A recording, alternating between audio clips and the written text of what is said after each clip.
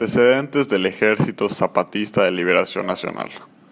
Cuando el 1 de enero de 1994 sorprendió a México al ocupar 7 ciudades del estado sureño de Chiapas y combatir a las Fuerzas Armadas, el Ejército Zapatista de Liberación Nacional, o por sus siglas EZLN, llevaba poco más de una década de existencia oculta.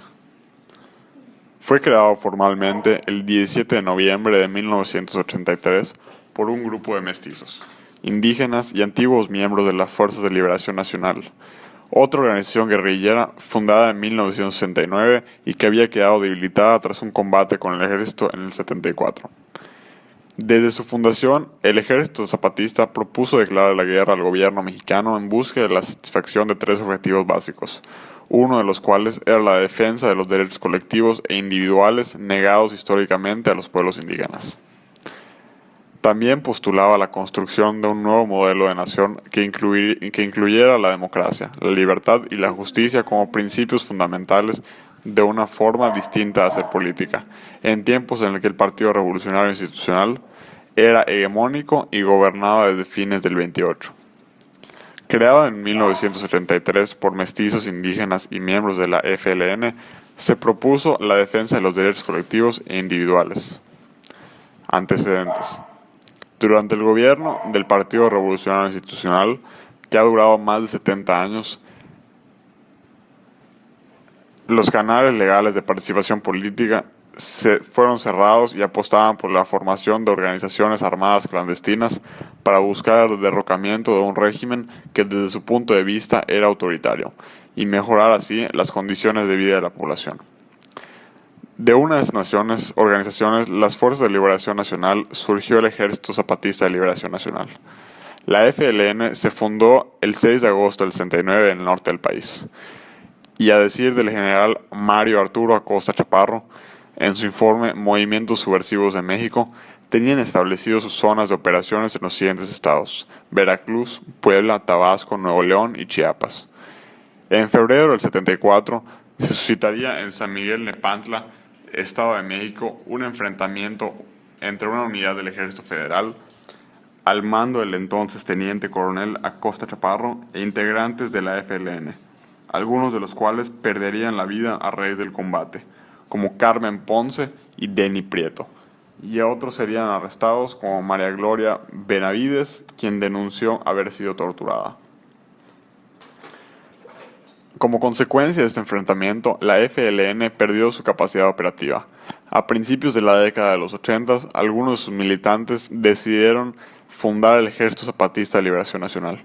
Así, el 17 de noviembre de 1983, un grupo de personas, entre los que se encontraban indígenas y mestizos, declararon formalmente constituida la formación de un ejército regular que el 1 de enero de 1994 saldría a la luz pública bajo la declaración de guerra al gobierno mexicano. El movimiento zapatista fue una armada mexicana constituida por campesinos pertenecientes a los grupos indígenas Chamula, Tzeltal, Tojolbal, Chol y Lacandón. En 1994 se rebeló en el estado mexicano de Chiapas, a las órdenes de una pequeña cúpula militar, liderada por el mestizo subcomandante Marcos. El nombre del movimiento hacía el honor al revolucionario Emiliano Zapata. Villa y Zapata apoyaron por razones prácticas al movimiento burgués liberal que iniciaba Madero contra Porfirio Díaz. El dictador, en el poder desde el 76, se retira tras una guerra civil, que se basa en la exigencia del respeto a los derechos de indígenas y campesinos. El desacuerdo de Aguascalientes separó a Villa y a Zapata del resto, y se generó en gran medida por el rechazo de los constitucionalistas a las expropiaciones de una tercera parte de cada gran latifundio. La contracultura era el movimiento zapatista, ya que en el país iban en contra del gobierno que lo regía. Mientras tanto, con el etnocentrismo que se presentaba en este movimiento, a pesar de firmar los acuerdos de San Andrés, el gobierno federal negó a implantar el acuerdo por vía de los cambios constitucionales necesarios. Hartos de esperar para promesas no cumplidas, los zapatistas empezaron a implantar los acuerdos para sí mismos, tras el establecimiento de Aguascalientes, centros de resistencia que combinaron el desarrollo cultural y económico con el gobierno autónomo.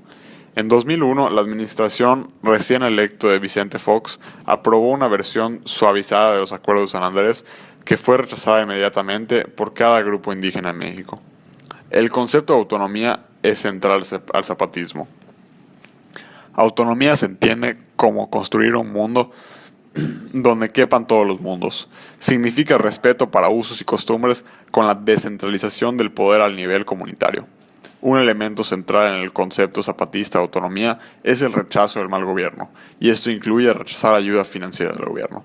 Sin embargo, los zapatistas son patrióticos e inquebrantables en cuanto a ser mexicanos y no tienen ningún deseo de formar un estado independiente. El gobierno fue, mayormente, por mucho la principal institución en contra de los zapatistas que hacían el movimiento por la libertad. Entre los logros e ideales de los zapatistas se encontraba en primer lugar este ejemplo de movimiento social que ha inspirado a personas y a grupos de todo el mundo.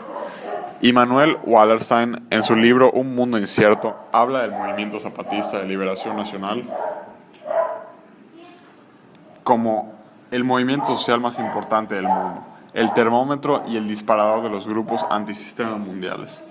Es impresionante cómo un movimiento indígena ha podido conmover a tanta gente alrededor del mundo y ha sido el disparador de muchos otros movimientos. También, gracias a las intervenciones y todo el proceso, el LZN se ha logrado un mayor reconocimiento a las comunidades indígenas mexicanas y se han puesto en el foco de muchos otros países en el mundo. Además, el EZLN ha buscado llegar a implementar su concepto de autonomía. Se entiende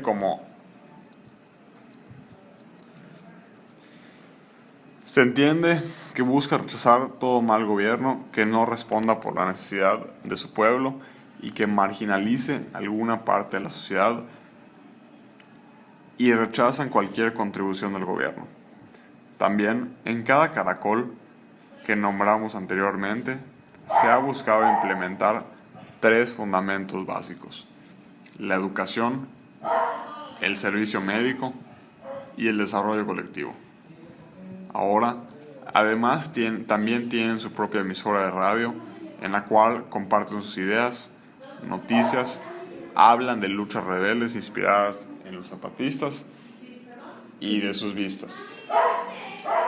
En conclusión, encontramos que el movimiento zapatista que se llevó a cabo en nuestro país al final del último siglo dejó muchas repercusiones, entre ellas un despertar social después del histórico Tratado de Libre Comercio, el cual no solamente excluía a los indígenas, sino los dejaba en un llamado limbo y no apoyaba tan solo sus principios básicos garantizados por la Constitución.